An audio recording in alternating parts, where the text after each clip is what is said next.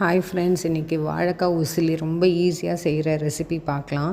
இதுக்கு 2 வாழைக்காயை 2ஆக கட் பண்ணி இந்த மாதிரி ஒரு 10லேருந்து 15 நிமிஷம் வேக வச்சு எடுத்துட்டேன்.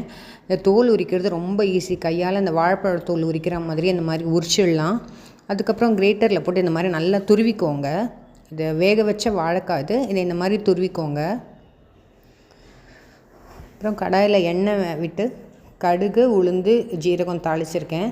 அப்புறம் நிறைய இஞ்சி, கருவேப்பிலை, பச்சை மிளகாய் இது எல்லாத்தையும் தாளிச்சிட்டு துருவின வாழைக்காவையும் ஆட் பண்ணிக்கலாம். இஞ்சி கொஞ்சம் நிறையவே போடுங்க ஃப்ரெண்ட்ஸ். இஞ்சி ஸ்மெல் நல்லா டாமினேட்டிங்காக இருக்கணும். சால்ட்டும் தேங்காய் துருவலும் சேர்த்துட்டு நல்லா கிளறி இறக்குனா நம்மளோட உசிலி ரெடி. இது நான் சுண்டக்காய் காரக்குழம்பு காரமாக இருக்கும் இல்லையா, ஸோ இது கொஞ்சம் சட்டிலாக இருக்கணுன்றதுக்காக இந்த மாதிரி செஞ்சேன் இன்றைக்கி வாழைக்காய் பொரியல். தேங்க்ஸ் ஃபார் வாட்சிங்.